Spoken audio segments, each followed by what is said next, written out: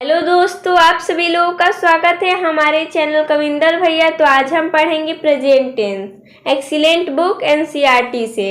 तो दोस्तों, हम लोग इस वीडियो में प्रेजेंट टेंस से इसके पहचान तथा इसको कैसे बनाया जाए इसमें हम आपको समझाएंगे। इसलिए हम इसमें affirmative sentence, negative sentence, interrogative sentence से रूल लिया है तथा इसमें कुछ एग्जाम्पल्स भी लिए हैं। तो दोस्तों, आप लोग हमारे इस वीडियो के अंत तक जरूर बने रहें। तो चलिए स्टार्ट करते हैं। सबसे पहले हम प्रेजेंट टेंस का पहचान देखेंगे कि हम लोग प्रेजेंट टेंस में रहेगा तो हम लोग कैसे पहचानेंगे कि ये हमारा प्रेजेंट टेंस में है कि नहीं है। तो हम लोग कैसे पहचानेंगे कि सिंपल प्रेजेंट टेंस के वाक्यों में काम का होना या करना पाया जाता है। इन वाक्यों के अंत में ता है, ता हूँ, ती है, ते हैं आदि शब्द पाए जाते हैं। यानी कि अगर वाक्यों में काम का होना, करना आता है तथा इन वाक्यों में क्या आता है, अंत में ता है, ता हूँ, ती है, ते हैं आदि शब्द आते हैं, तो क्या वो किस में होता है, प्रेजेंट टेंस में होता है। इसका पहचान यही है कि वाक्यों में काम का होना या करना होता है तथा इन वाक्यों के अंत में ता है, ती है, ते हैं आदि शब्द आती हैं। तो चलिए सबसे पहले हम स्टार्ट करेंगे अफर्मेटिव सेंटेंस से। अफर्मेटिव सेंटेंस यानी सकारात्मक वाक्य।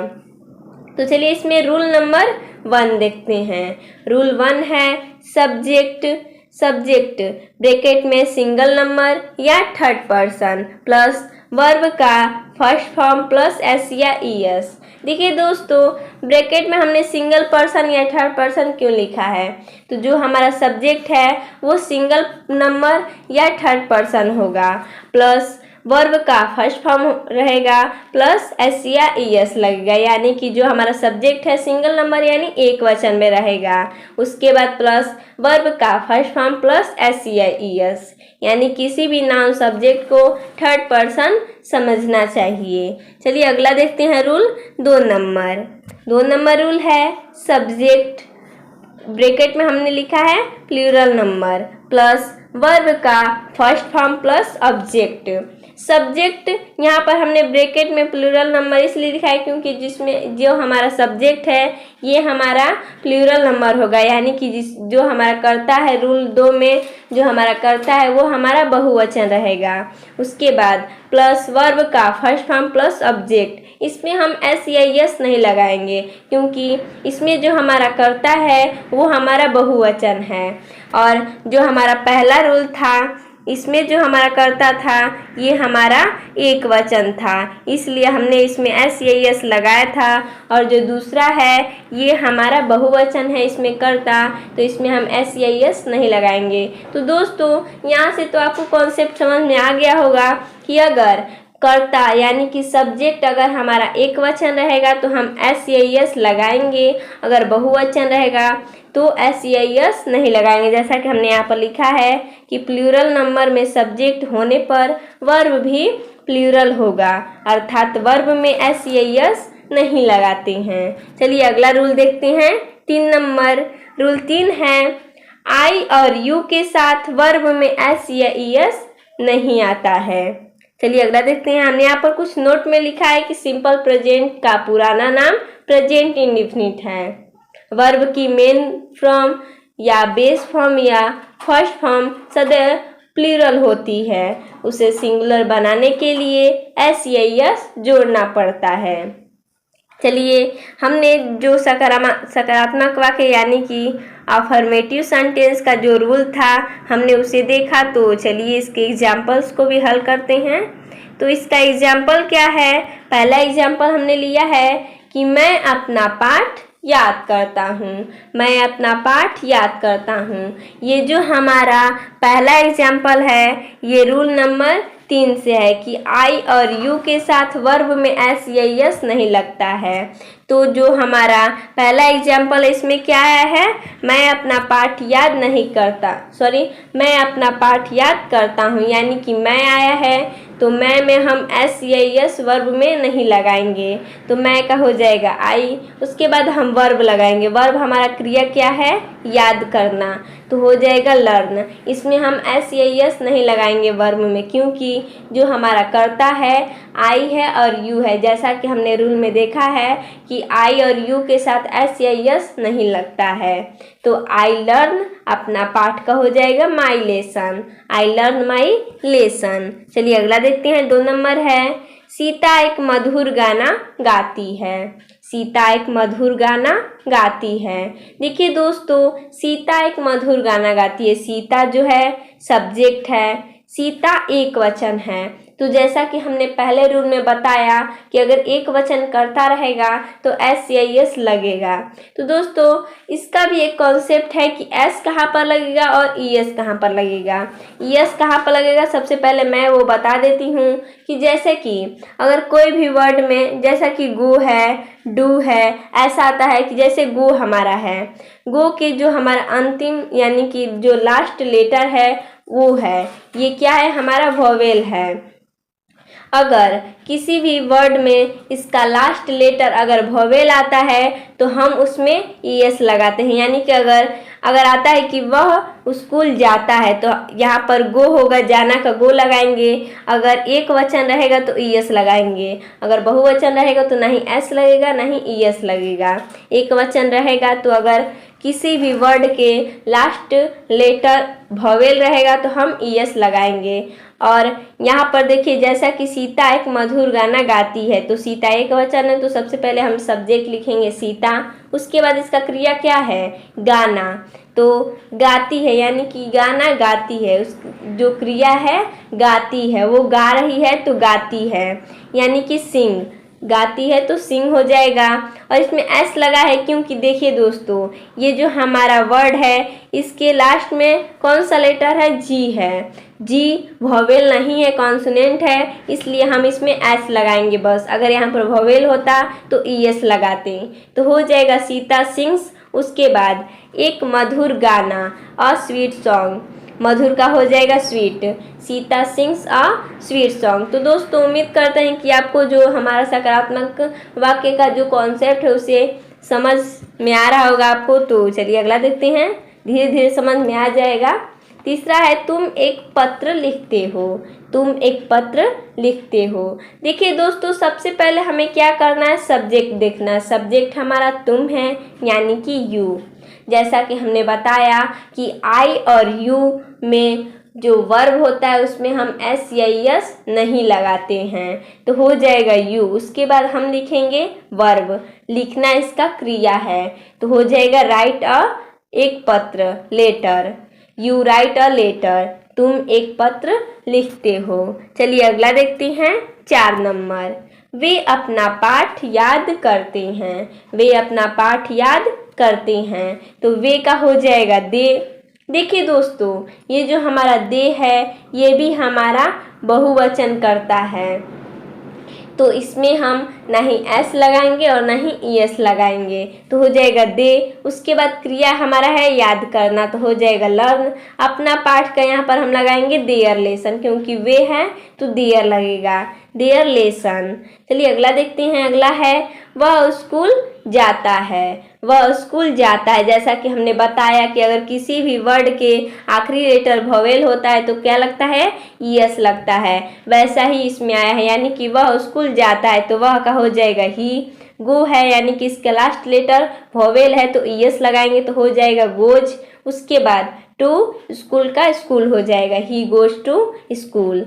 आगे दिया है हम हॉकी खेलते हैं। हम हॉकी खेलते हैं। तो देखिए दोस्तों जो हम है यानी कि वी है, ये भी हमारा बहुवचन करता ही है, यानी कि हम इसमें भी एस या यस नहीं लगाएंगे, हम को हो जाएगा वी। उसके बाद खेलना इसका क्रिया है तो प्ले हो जाएगा, हॉकी का हॉकी हो जाएगा, वी प्ले हॉकी। देखिए दोस्तों हमने सकारात्मक वाक्य यानी कि अफर्मेटिव सेंटेंस का एग्जाम्पल एंड इसका जो रूल था उसे देखा और इसका कॉन्सेप्ट पूरा समझा। तो हम इसके रूल को भी देखे और इसका एग्जाम्पल्स भी किए। तो आप लोगों को उम्मीद है कि आप लोगों को समझ में आया होगा, जो सकारात्मक वाक्य का जो कॉन्सेप्ट है आपको समझ में आया होगा। तो चलिए स्टार्ट करते हैं हम निगेटिव सेंटेंस। यानी कि नकारात्मक वाक्य।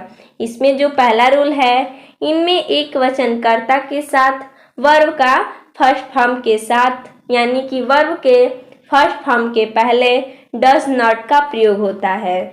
तो देखिए दोस्तों, इसका क्या है, सब्जेक्ट सिंगल नंबर या थर्ड पर्सन, यानी कि सब्जेक्ट जो हमारा रहेगा एक वचन रहेगा, तब क्या होगा, एक वचन रहना चाहिए प्लस उसके बाद हम क्या लगाएंगे, डज नॉट प्लस वर्ब का फर्स्ट फॉर्म।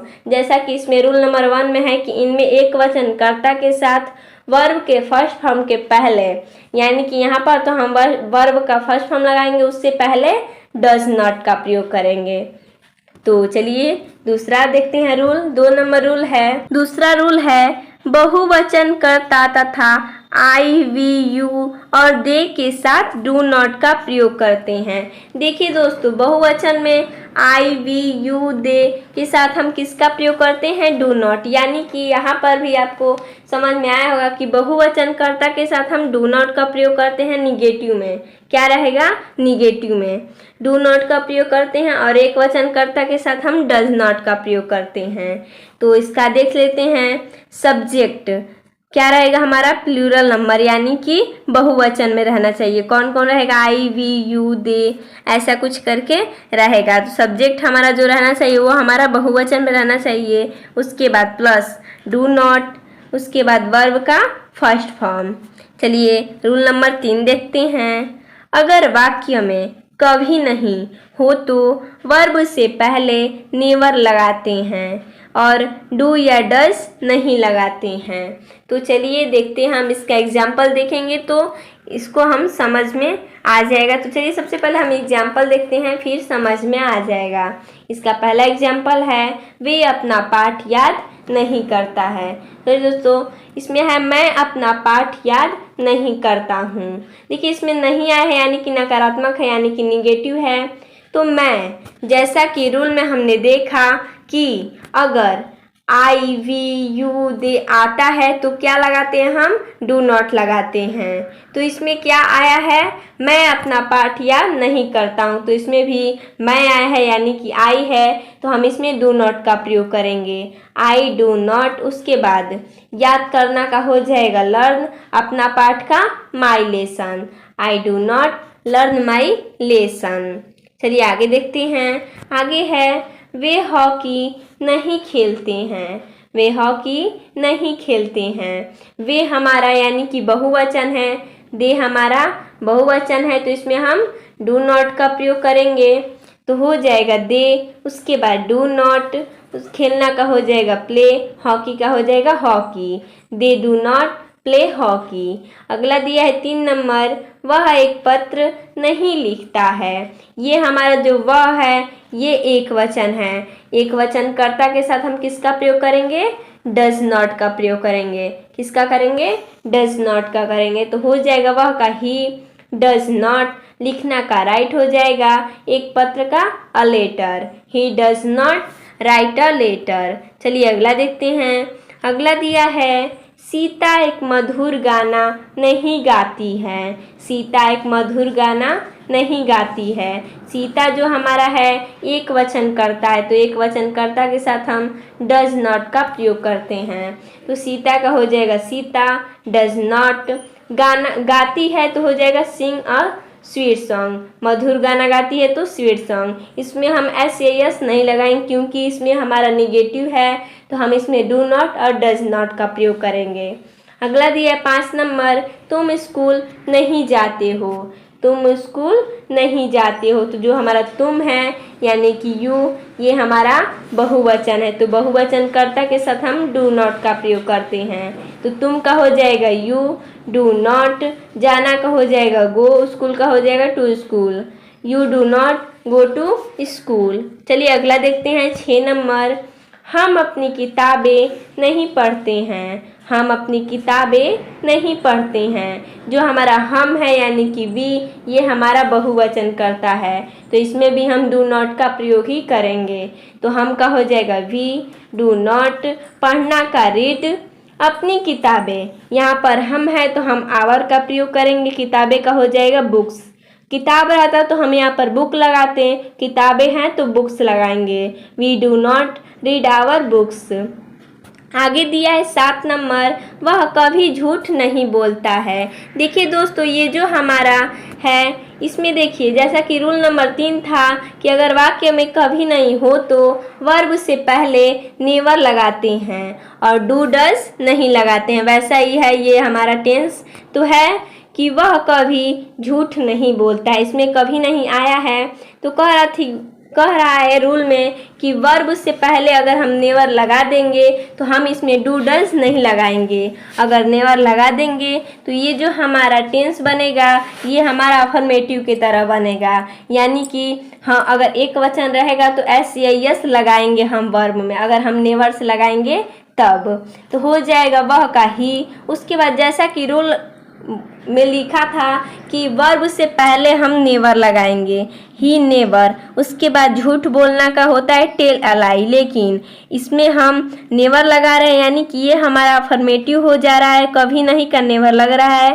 तो ये हमारा अफर्मेटिव हो गया। यानी कि अगर रहेगा कि वह झूठ बोलता है तो हम क्या लगाते, ही टेल्स अ लाई, तो वैसे ही हम लगाएंगे, बस हमारा कभी नहीं का हो जाएगा नेवर, ही नेवर। उसके बाद टेल्स अ लाई, क्योंकि ये हमारा अफर्मेटिव है और जो हमारा कर्ता है वो हमारा एक वचन है तो एक वचन कर्ता के साथ हम क्या लगाते हैं, वर्ब में एस या यस लगाते हैं, तो ही नेवर टेल्स अ लाई। इसमें हम डू डज का प्रयोग नहीं करेंगे।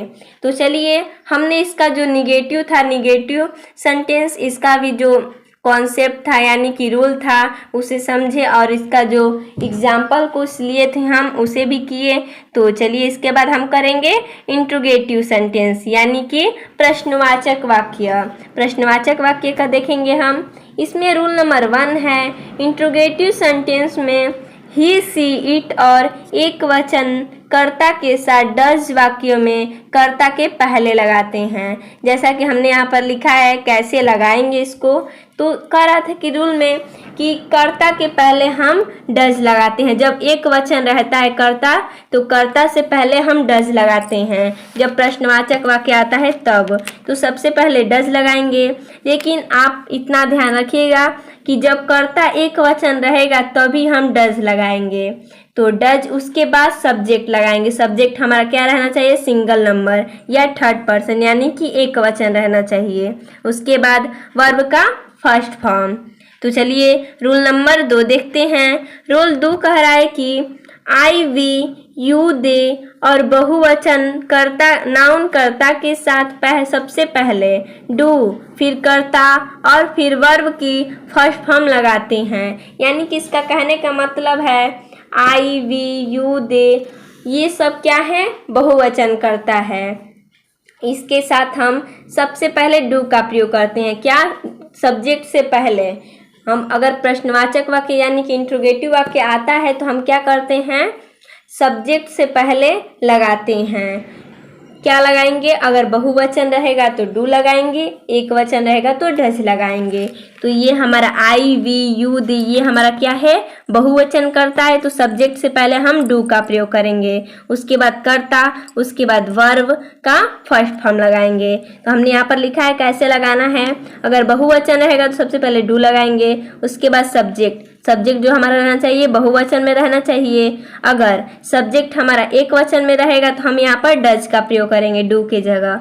उसके बाद हमारा बहुवचन में क्या रहना चाहिए, आई वी यू दे ऐसा रहना चाहिए। उसके बाद प्लस वर्ब का फर्स्ट फॉर्म।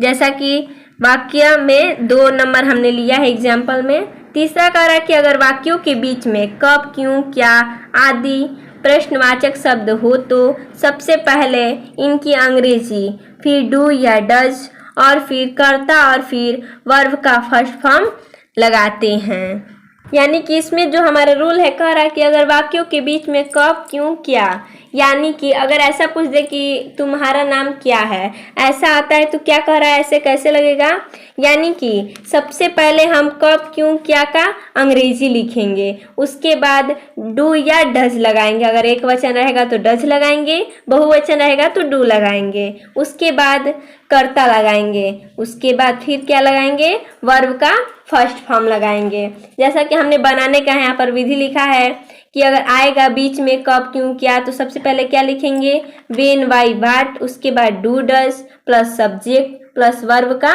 First form. चलिए 4 नंबर रूल देखते हैं। कितना यानी कि हाउ मच, कितने यानी हाउ मेनी, कौन सा यानी विच के साथ उनसे संबंधित नाउन्स भी आते हैं। जैसा कि हमने इस वीडियो में 5 नंबर और 7 नंबर वाक्य लिए हैं, तो देखेंगे हम जब एग्जाम्पल्स हल करेंगे। चलिए 5 नंबर रूल देखते हैं। अगर वाक्य में कोई प्रश्नवाचक शब्द ही कर्ता का कार्य कर रहा हो, अगर वाक्य में प्रश्नवाचक शब्द, जब वाक्य में प्रश्नवाचक शब्द कोई कर्ता का कार्य कर रहा हो तो उसकी अंग्रेजी, यानी कि अगर कोई वाक्य में कर्ता का काम कौन कर रहा हो, प्रश्नवाचक शब्द ही कर्ता का काम कर रहा हो, तो सबसे पहले उसकी अंग्रेजी लिखते हैं, फिर वर्ब लिखते हैं। हूँ के साथ डू या डज का प्रयोग सहायक क्रिया की तरह अफर्मेटिव वाक्यों में नहीं होता है। यानी कि इसका जो एग्जाम्पल है वो हमने 8 में लिया है, तो 8 नंबर जब हम एग्जाम्पल हल करेंगे तो मैं आपको अच्छे से समझा दूंगी। अगला देखते हैं 6 नंबर रूल है, इंट्रोगेटिव नेगेटिव वाक्य इंट्रोगेटिव सेंटेंस की तरह बनाते हैं, केवल कर्ता के बाद नॉट और लगाते हैं। इस तरह के वाक्यों में हूँ वाले वाक्यों में भी डू या डज लगाते हैं, जैसा कि हूँ प्लस डू या does plus subject plus not plus object. चलिए अगला देखते हैं। अगला है 7 नंबर, वाक्य अंत में प्रश्न सूचक चिन्ह अवश्य लगाते हैं। यानी कि इंट्रोगेटिव सेंटेंस में हम वाक्य के अंत में क्या लगाते हैं, प्रश्न सूचक चिन्ह लगाते हैं। चलिए तो हमने इसके रूल को देखा, तो अगर हम इसका एग्जाम्पल देखेंगे तो हमें और अच्छे समझ में आएगा। तो पहला है, क्या वह किताब पढ़ता है, क्या वह किताब पढ़ता है। देखिए दोस्तों, जैसा कि हमने रूल पहला देखा कि इसमें कह रहा था कि, देखिए दोस्तों इसमें कह रहा है कि अगर इंट्रोगेटिव सेंटेंस में ही सी इट, यानी कि इंट्रोगेटिव सेंटेंस में अगर कर्ता एक वचन रहेगा तो डू या डज लगता है, और कहाँ लगता है, पहले लगाते हैं। किसके पहले, कर्ता के पहले। तो चलिए इसका रूल ये था कि डज उसके बाद सब्जेक्ट, यानी कि एक वचन कर्ता रहना चाहिए, उसके बाद वर्ब का फर्स्ट फॉर्म। तो चलिए लगाते हैं, इसका हो जाएगा। सबसे पहले तो देखेंगे हम जो सब्जेक्ट है वो किस में है, एक वचन है कि बहुवचन है। तो जो हमारा सब्जेक्ट है ही है, यानी कि वह है, तो ये हमारा एक वचन है। तो जैसा कि हमने बताया कि एक वचन कर्ता के साथ हम डज का प्रयोग करते हैं। इंट्रोगेटिव सेंटेंस में हम कर्ता के पहले डू या डज लगाते हैं, तो सबसे पहले हम डज लगाएंगे, उसके बाद सब्जेक्ट लगाएंगे, यानी कि कर्ता हमारा वह है तो हो जाएगा ही। उसके बाद क्रिया लगाएंगे, यानी कि वर्ब, इसका वर्ब है पढ़ना, तो हो जाएगा रीड, क्या पढ़ रहा है, तो किताब, रीड अ बुक। उसके बाद अंत में प्रश्नवाचक सूचक चिन्ह लगाएंगे, does he read a book. चलिए अगला देखते हैं 2 नंबर, क्या मैं तुम्हें एक कलम देता हूँ, क्या मैं तुम्हें एक कलम देता हूँ। देखिए दोस्तों, इसमें भी हम सबसे पहले सब्जेक्ट देखेंगे। सब्जेक्ट हमारा क्या है, मैं है, यानी कि आई। जैसा कि हमने बताया था आई, यू, दे, वी ऐसा आता है, ये हमारा बहुवचन में होता है। तो बहुवचन कर्ता के साथ हम डू का प्रयोग करते हैं। तो सबसे पहले हम लिखेंगे डू, उसके बाद मैं का हो जाएगा आई, देना का हो जाएगा गिव, इसका क्रिया क्या है, देना। ये दे रहा है, क्या दे रहा है, पेन दे रहा है, तो हो जाएगा डू आई गिव। उसके बाद इसमें लिखेंगे ऑब्जेक्ट, ऑब्जेक्ट हमारा है तुम्हें का, यू हो जाएगा एक पेन का a pen, do I give you a pen. उसके बाद प्रश्नवाचक चिन्ह लगा देंगे। चलिए अगला देखते हैं 3 नंबर। 3 नंबर है, क्या तुम्हारी माँ तुमसे प्रेम करती है, क्या तुम्हारी माँ तुमसे प्रेम करती है। देखिए दोस्तों, हम इसके सब्जेक्ट देखेंगे। सब्जेक्ट हमारा क्या है, तुम्हारी माँ, सब्जेक्ट हमारा है तुम्हारी माँ। तो कोई कह रहा है कि क्या तुम्हारी माँ तुमसे प्रेम करती है, यानी कि एक माँ है तुम्हारी माँ, माँ तो एक है, तो हम इसमें क्या प्रयोग करेंगे, डज का प्रयोग करेंगे, क्योंकि हमारा जो कर्ता है वो हमारा एक वचन है। तो हो जाएगा डज, उसके बाद तुम्हारी माँ का योर मदर, उसके बाद प्रेम का हो जाएगा लव, तुमसे का यू, उसके बाद लास्ट में हम क्या लगाएंगे, प्रश्नवाचक चिन्ह, does your mother love you. चलिए अगला देखते हैं 4 नंबर, वह यहाँ क्यों आती है, वह यहाँ क्यों आती है। जैसा कि हमने रूल में देखा था कि अगर क्यों कब कैसे अगर बीच में आता है तो सबसे पहले हम इसका अंग्रेजी लिखते हैं, तो क्यों का हो जाएगा वाई।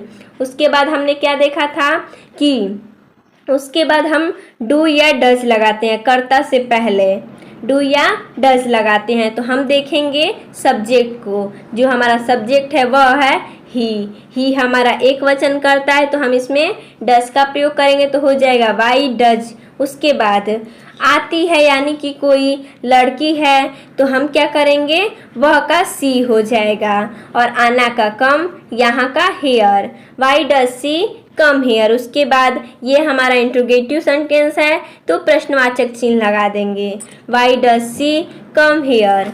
चलिए आगे देखते हैं 5 नंबर, तुम कौन सी पुस्तक चाहते हो, तुम कौन सी पुस्तक चाहते हो। जैसा कि हम बताया था, रूल में बताया था कि अगर कितना कितने ऐसा आता है या कौन सी ऐसा आता, क्या लगता है, कौन सी का हो जाएगा विच। उसके बाद कौन सी आता है तो ये भी हमारा प्रश्नवाचक वाक्य ही रहता है, कौन सी का हो जाएगा विच।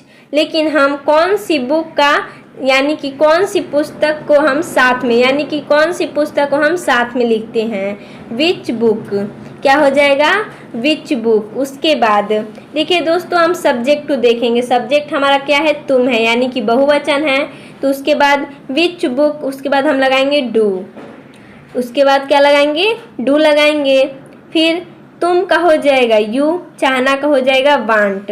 देखिए दोस्तों इसमें कौन सी पुस्तक, ये हमारा कौन सी पुस्तक, ये दोनों हमारा प्रश्नवाचक वाक्य है, यानी कि कौन सी पुस्तक साथ में लगाएंगे विच बुक। उसके बाद हम सहायक क्रिया लगाएंगे, सहायक क्रिया हम सब्जेक्ट को देखकर लगाते हैं, यानी कि सब्जेक्ट हमारा क्या है, तुम है यानी कि बहुवचन है तो डू का प्रयोग करेंगे, तुम का हो जाएगा यू, चाहना का हो जाएगा वांट। उसके बाद अंत में क्या लगाएंगे, प्रश्नवाचक चिन्ह लगा देंगे, which book do you want. 6 number है, वह स्कूल कब जाता है, वह स्कूल कब जाता है। देखिए दोस्तों जैसा कि हमने बताया था कि अगर बीच में क्यों कब कैसे ऐसा आता है तो क्या लिखते हैं हम सबसे पहले, ऐसा जैसा कि कब क्यों आता है तो इसका सबसे पहले अंग्रेजी लिखते हैं, तो कब का होता है वेन। उसके बाद हम सब्जेक्ट को देखेंगे, सब्जेक्ट हमारा वह है तो क्या करेंगे कि सब्जेक्ट से पहले हम डू डज लगाते हैं, तो सब्जेक्ट हमारा वह है, एक वचनकर्ता के साथ हम डज का प्रयोग करते हैं, तो सब्जेक्ट से पहले डज लगाएंगे। उसके बाद सब्जेक्ट यानी कि कर्ता वह है तो ही लगाएंगे, जाना का हो जाएगा गो टू स्कूल, कर स्कूल जा रहा है तो स्कूल हो जाएगा। उसके बाद प्रश्नवाचक चिन्ह लगा देंगे।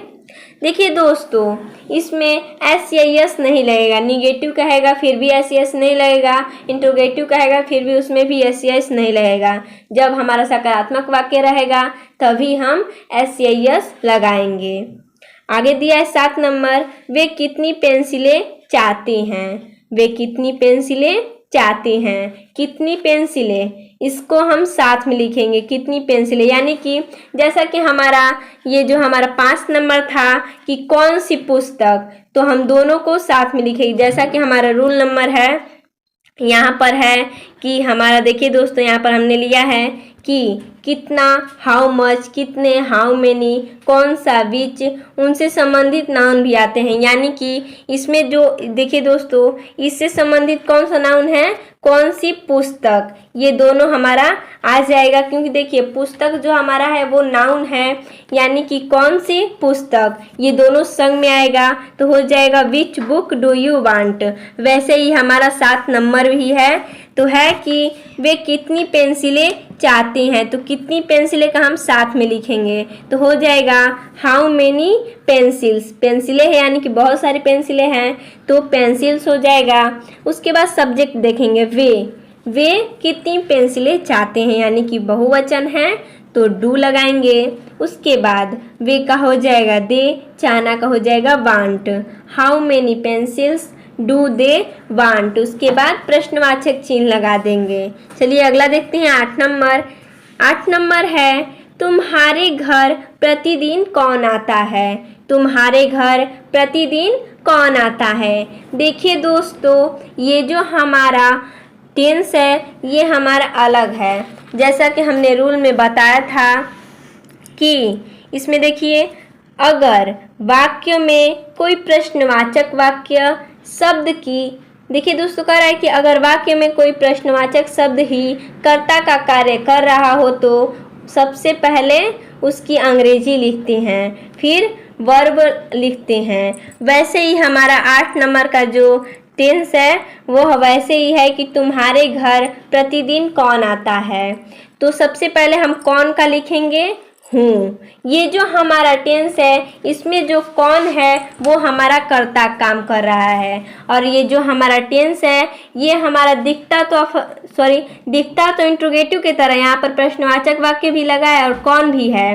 कौन कैसे आता है तो हम क्या लगाते हैं, इंट्रोगेटिव वाक्य में आता है, यानी कि इंट्रोगेटिव सेंटेंस रहता है। लेकिन इसमें अगर प्रश्नवाचक वाक्य कर्ता का काम कर रहा होता है तो हम उसे अफर्मेटिव की तरह बनाते हैं, यानी कि अगर एक वचन रहेगा तो एस या यस लगाएंगे और बहुवचन रहेगा तो नहीं लगाएंगे। तो तुम्हारे घर प्रतिदिन कौन आता है, सबसे पहले तो हम कौन का लिखेंगे, हूँ। उसके बाद आना का हो जाएगा कम। तुम्हारे घर यानी कि एक आदमी कह रहा है कि तुम्हारे घर कौन आता है, यानी कि हम इसमें एस लगाएंगे क्योंकि एक वचन है तो हो जाएगा हूँ कम्स। तुम्हारे घर टू योर हाउस, प्रतिदिन का हो जाएगा डेली। उसके बाद हम इसमें जो हमारा हो जाएगा इसका हम प्रश्नवाचक चिन्ह भी लगाएंगे, लेकिन ये हमारा बनेगा अफर्मेटिव की तरह। चलिए आगे देखते हैं 9 नंबर। 9 नंबर दिया हमारा, क्या वह एक पत्र नहीं लिखती है। क्या वह एक पत्र नहीं लिखती है। ये देखिए दोस्तों, ये हमारा प्रश्नवाचक वाक्य है। इसमें क्या और नहीं दोनों साथ में आया है। क्या और नहीं दोनों साथ में आया है। जैसा कि रूल में हमने देखा था यहाँ पर कि इंट्रोगेटिव निगेटिव वाक्य इंट्रोगेटिव सेंटेंस की तरह बनाते हैं, केवल कर्ता के बाद नॉट और लगा देते हैं। यानी कि कैसे बनेगा, यानी कि अगर आ गया हूँ उसके बाद डू या डज लगाते हैं, फिर सब्जेक्ट, फिर नॉट, फिर ऑब्जेक्ट। तो चलिए लगाते हैं हम, तो लगाएंगे तो हो जाएगा क्या वह एक पत्र नहीं लिखती है। तो सबसे पहले तो क्या आया है तो हम डू या डज लगाएंगे सब्जेक्ट को देखकर। तो जो हमारा सब्जेक्ट है वह एक वचन है तो हम क्या लगाएंगे, डज लगाएंगे। उसके बाद लिखती है यानी कि कोई स्त्री है तो स्त्री के लिए हम सी का प्रयोग करते हैं तो हो जाएगा डज सी। उसके बाद जैसा कि रूल में था कि सब्जेक्ट के तुरंत बाद हम नॉट लगाते हैं तो हो जाएगा डज सी नॉट। उसके बाद वर्ब हमारा लिखना है यानी कि राइट। क्या लिख रही है तो एक पत्र, a letter. Does she not write a letter. उसके बाद प्रश्नवाचक चिन्ह लगा देंगे। चलिए अगला देखते हैं 10 नंबर। उसके बाद 10 नंबर दिया है, दूध कौन पसंद नहीं करता है। दूध कौन पसंद नहीं करता है। तो सबसे पहले तो हम लिखेंगे कौन का हूँ हो जाएगा। उसके बाद डज लगाएंगे, हम नॉट लगाएंगे। उसके बाद पसंद का हो जाएगा लाइक, दूध का हो जाएगा मिल्क। उसके बाद हम अंत में क्या लगा देंगे, प्रश्नवाचक चिन्ह। तो दोस्तों इसमें हमने इतना ही कॉन्सेप्ट को बताया है, तो अगला और वीडियो लेकर आएंगे। तो आप लोगों को हमारा ये वीडियो कैसा लगा और आपको समझ में, उम्मीद है कि आपको समझ में आ गया होगा। अगर नहीं समझ में आया तो आप वीडियो को पॉज करके देख सकते हैं और अच्छे से समझ सकते हैं। धन्यवाद दोस्तों।